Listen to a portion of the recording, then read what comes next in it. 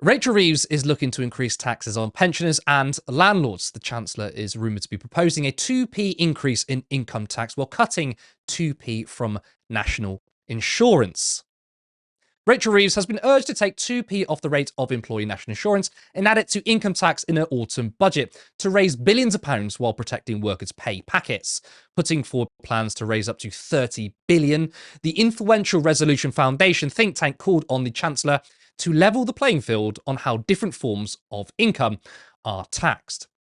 So the purpose of this policy is to essentially even things up, right? You reduce taxes for workers and increase it for pensioners and landlords. So how does it work? Well, it works like this.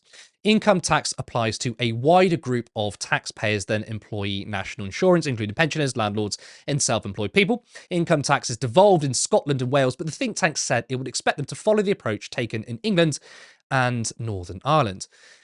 Now, this sounds like a reasonable policy. Look, it's not dramatic, it's not transformational, but I think it's pretty sound. But not all are happy. The Daily Mail ran a headline claiming it would cripple the economy and asked why they don't just punish poor people instead.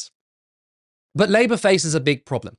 Their manifesto promised not to increase taxes on working people. And I mean, look, this policy isn't bad. I mean, they're technically, increasing income taxes, but they're sort of reducing it, in another way. But technically, according to their manifesto, it does break their pledge, which they've politically painted themselves into a corner. But you know what? It was entirely predictable. We said before the election that Labour saying no to tax rises would be a political disaster. They should have pledged to increase taxes on the rich, or even better, a wealth tax. Barry, taxing landlords more, I think, is a welcome move, but this would be manifesto breaking. How do you think people will perceive this policy? Yeah, I'm with you in terms of, I think, it's not a terrible policy. And in a way, it's clever, right? But, perhaps it's just a bit too clever by halves, because as you say, they painted themselves into a corner with this pledge not to increase income tax. And now they're going to do that. And they're giving their opponents a clear attack line. Look, it's great to see like landlords taxed more. This is great. But when they go out to the public and try to explain this policy, I actually think that they're going to struggle to explain it.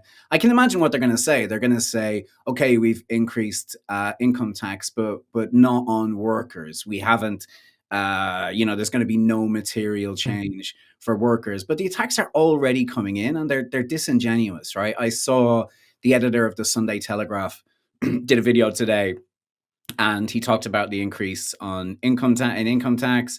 He said that they were breaking their election pledges for the umpteenth time. He said that it was going to be really detrimental to the economy. And in his entire video, he never mentioned the national insurance aspect. So it was just a completely disingenuous video. I see Zia Youssef is already on the attack with it. And I just think good luck to Labour trying to explain to the electorate in the face of all that criticism that things will effectively stay the same for workers. I think all people are going to take away is that there's been an increase in income tax. And it just makes me think, again, I don't think it's a terrible policy, but it's just a bit too clever by halves. And it makes me think yet again that this government just isn't very good at politics. Like, they have to reduce the deficit. There's no doubt about that. But they seem to come up with ways to do that are almost political suicide every time. Yeah, I mean, I think it's interesting that you said they're being too clever. And that's, I think, almost the heart of the issue. I mean, first of all, I don't think the Labour Party have much of the policies behind them, but they're so bad at politics, and that if you're going to tell the nation, look, there's going to be tax rises, come out strong and bold and say, look, we're going to tax the wealthy, we're going to tax wealth. That makes a statement, because I think we understand, especially, through your work in journalism, politics is seen through the lens of narratives and stories, unfortunately not so much policy. So you kind of want to make sure that your policies are reflective of a broader narrative and a broader story. Nitpicking at certain taxes, I don't think excites people, and it opens you for attacks from the right. Yeah, you're right. Just come out and be strong. You need a story. You absolutely need a story. And Labour, ever since they've come into power, this government doesn't have compelling stories to tell. And you're talking about a wealth tax, and we have Zach Polanski out there who's talking about a wealth tax and is making real hay out of that. And Labour have this. I think it was an actually unexpected attack that they have from their left flank, or unexpected threat that they have from their left flank. And what Zach Polanski has proven is that talking about taxing wealth, not work, it's a popular policy. And you're right, quite often in this country, we don't talk about policy in the media. And I actually think Zach Polanski has forced policy into the conversation.